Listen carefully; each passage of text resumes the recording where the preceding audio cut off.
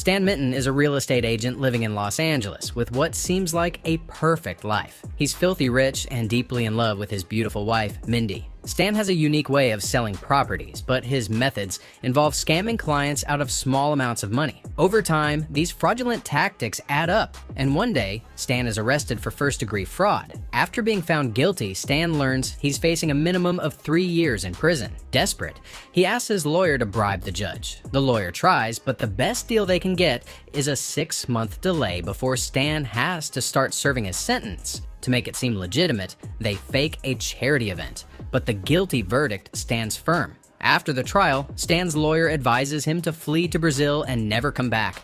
But with his assets frozen, Stan has no way to leave the country. He's forced to wait for his imprisonment, consumed by fear and regret. As the days pass, he grows more anxious, rushing to make the most of his remaining time.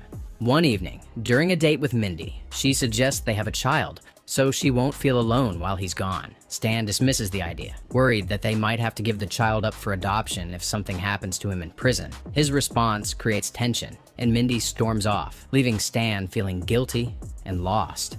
Distraught, Stan goes for a drive and ends up at a bar. While drinking, he spots a man with a prison tattoo and offers him $100 for advice about surviving prison. The man paints a grim picture. Prison guards don't care about inmate violence or deaths as long as no one escapes. He warns Stan that someone like him will likely be targeted sexually. Horrified, Stan realizes that his fears about prison life might be true. The man advises Stan to join one of the prison cliques, like the Nazis, racists, or specific ethnic groups, but Stan doesn't fit into any of these categories. The man's final advice is chilling.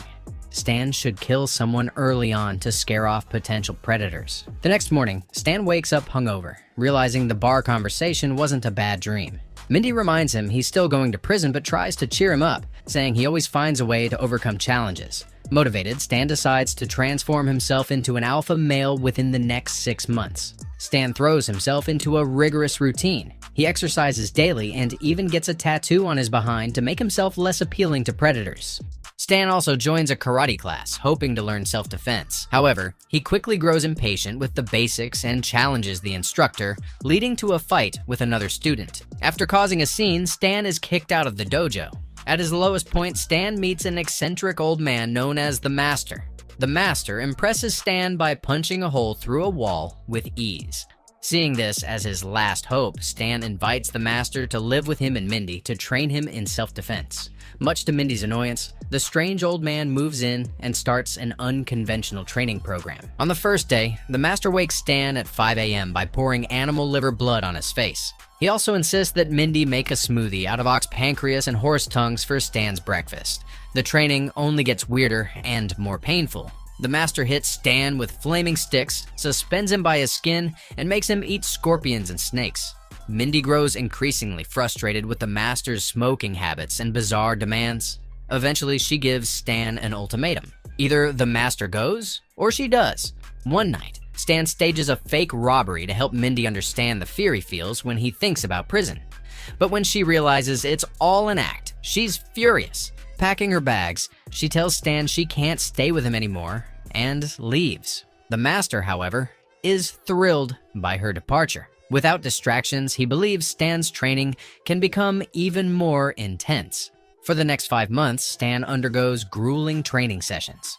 Over time, he surprises the Master by holding his own in combat. As a final test, Stan returns to the karate dojo that once kicked him out. This time, he easily defeats the instructor, proving his skills. With his training complete, Stan feels confident and ready to face prison. On the day of his sentencing, the Master and Stan's lawyer drop him off at court. Mindy, although estranged, secretly watches from her car as Stan enters the courthouse. After his sentencing, Stan is transported to prison on a bus. On the ride, another inmate tries to touch him inappropriately, but Stan quickly fights back, showing off his newfound strength. At the prison, the inmates are greeted by Warden Gask. The warden, calm but stern, politely tells them not to cause trouble for the guards. However, he makes it clear that beyond that, they're free to do whatever they want to one another.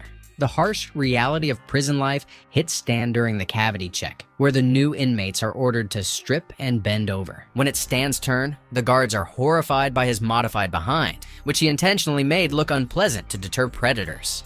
Afterward, Stan is assigned to his cell, where he meets his roommate, Larry. Right away, Stan asserts his dominance by ordering Larry to take the lower bunk. Later, Larry explains the dynamics of the prison. He points out the different groups: the Black Gang, a crew of Mexican thugs, a group of Nazis, and a clique of racists. He also mentions a group of scientists who intimidate others by talking endlessly about intellectual topics. Finally, Larry warns Stan about the most dangerous sexual predator in their block, Big Raymond. It doesn't take long for Stan to witness Big Raymond terrorizing a new inmate. Determined to make a statement, Stan boldly confronts Raymond in front of the entire prison. Using the self-defense techniques he learned from the master, Stan defeats Raymond with ease. His victory catches the attention of Patterson, the leader of the Nazi group, who invites Stan to join them. Instead, Stan surprises everyone by beating Patterson up too. Shortly after, Stan is approached by the African-American group, who are angry that he fought Big Raymond.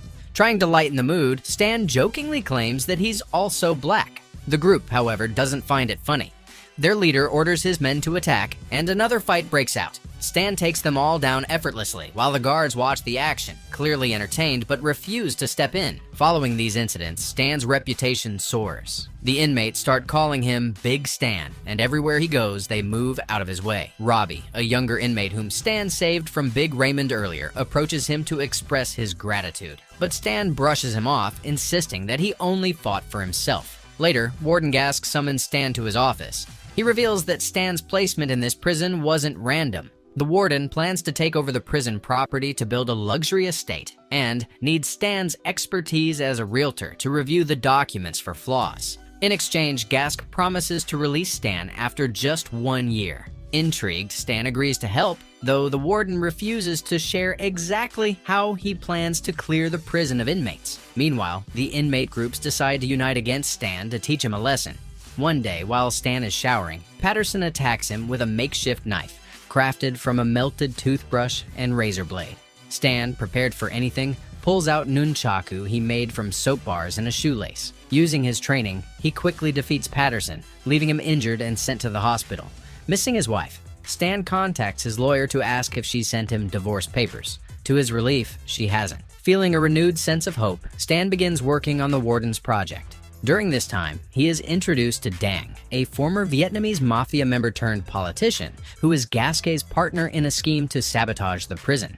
While working, Stan overhears Gask and Dang discussing their plan. They intend to provoke inmate violence, forcing the guards to shoot several prisoners. This would give the prison board a reason to shut down the facility, allowing Gask to take over the land for his personal project. Shocked by the severity of their plan, Stan feels responsible for protecting the inmates, even though many of them resent him. Determined to act, Stan organizes a meeting with the inmates to set new rules and boundaries. First, he bans all violent video games and movies, calling them harmful influences. Then, he declares that sexual assault is now strictly forbidden, warning that anyone guilty of it will answer directly to him. The inmates initially push back, but Stan encourages them to explore consensual relationships instead. Although the idea is strange to them, they grudgingly agree. During lunch, Robbie and a few inmates thank Stan for implementing the no-assault rule. Stan brushes off their gratitude, claiming it's just about maintaining control,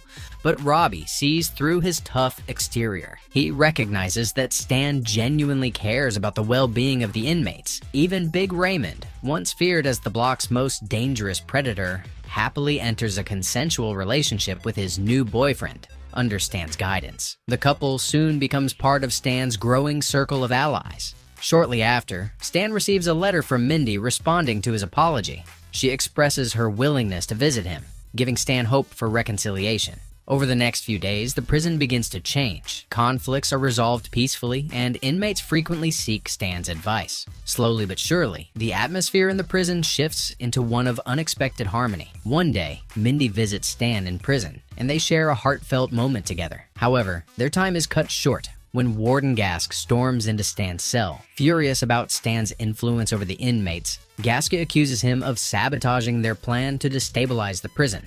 Gask issues a chilling threat, warning that Dang will kill Stan if he doesn't follow their orders. The next day, Stan consults his lawyer, who advises him to cooperate with Gask, explaining that the warden holds significant power. Feeling defeated, Stan announces to the inmates that their problems are no longer his concern and tells them to return to their old ways. The harmony Stan built quickly unravels as fights break out, undoing all his progress.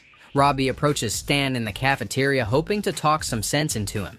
Instead, Stan rudely throws Robbie's plate and tells him to leave. Even Larry, Stan's cellmate, is visibly disappointed by his behavior. When Larry tries to walk away, Stan stops him and warns him to stay clear of the metal fence at noon. Sensing that Stan is under duress, Larry informs the other inmates, and they begin to plan a response together. Warden Gask arranges a meeting between Stan and the parole board to discuss Stan's potential early release. While Stan is occupied with the board, Gask leads the prison's board of governors on a tour of the facility. His plan is to execute his violent scheme at noon, inciting conflicts among the inmates near the fence. The goal is to provoke a deadly response from the guards, allowing the governors to witness the chaos and justify shutting down the prison. During the parole board meeting, Stan intentionally acts like a terrible person, ensuring he is dismissed quickly. This allows him to rush out and warn the inmates to stay away from the fence. On his way to the yard, however, he's intercepted by Dang, who reveals that he too has been trained by the master. The two engage in an intense fight. Dang initially overpowers Stan with his superior skills,